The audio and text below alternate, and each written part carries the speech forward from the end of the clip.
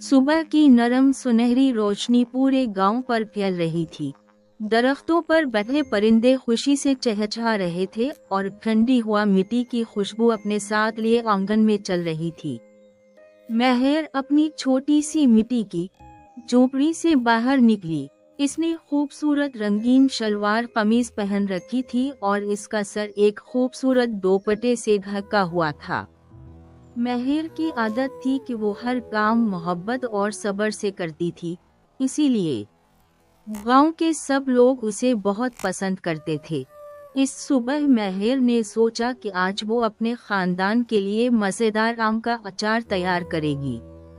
गर्मियों का मौसम था और गांव के आम के दरख्त कच्चे आमों से भरे हुए। ये एक छोटी सी टोकरी हाथ में लेकर वो बाग की तरफ रवाना हुई। रास्ते में परिंदों की आवाजें और दरख्तों के पत्तों की सरसराहट इसका इस्तकबाल कर रही थीं। बाग में पहुंचकर महर ने एहतियात से ताज़ा और हरे कच्चे आम चुने।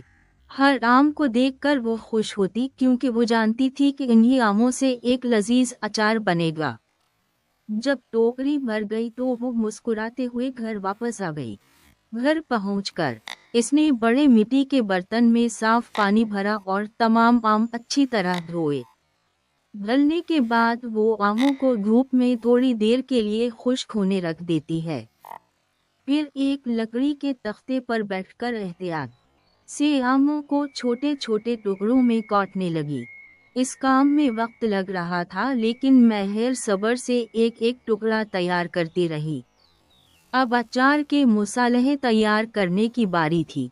उसने छोटे मिट्टी के पियालों में सुर्ख मिर्च, हल्दी, नमक, सौंफ और राई निकाली। रंग बिरंगे मसाले देखकर इसकी मिट्टी की रसोई और भी खूबसूरत लगने लगी। महर ने तमाम मसालों को आम के टुकड़ों में डालकर अच्छी तरह मिलाया। मसालों की खुशबू पूरे माहौल में फैल गई। इसके बाद उसने खालिस सरसों का तेल गरम किया और उसे आमों के ऊपर डाल दिया। तेल और मसालों में लिपटे आम बहुत दिलकश नजर आ रहे थे। मिहार ने बड़े प्यार से इस आम के अचार को मिट्टी के खूबसूरत मुर्तबान में भर दिया। फिर मुर्तबान को धूप वाली जगह पर रख दिया ताकि अचार आहिस्ता आहिस्ता तैयार हो जाए। चंद दिन गुजरने के बाद अचार बिल्कुल तैयार हो चुका था। इस दिन शाम के वक्त महर ने अपने खानदान के लिए गरम गरम पराठे बनाए। मिट्टी के चूल्हे पर पराठों की खुशबू पूरे आंगन में फैल गई।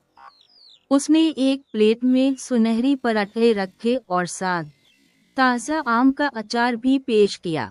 आंगन में महर का खानदान इकट्ठा बैठा था।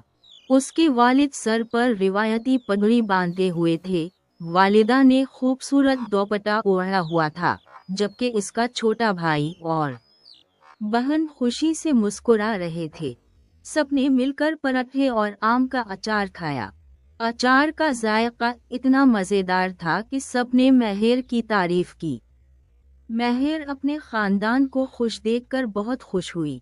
उसके लिए असल खुशी मज़ेदार खाने में नहीं बल्कि अपने प्यारों के साथ बैठकर खाना बांटने में थी। सूरज आहिस्ता आहिस्ता गुरूब हो रहा था। परिंदे अपने घोंसलों की तरफ लौट रहे थे और गांव की फिजा मोहब्बत, सुकून और अपनायात से भर गई थी। महर ने दिल ही दिल में शुक्र अदा किया और मुस्कुराते हुए सोचा कि अगली बार वो अपने खानदान के लिए कोई और मज़ेदार देसी पकवान तैयार करेगी। दिल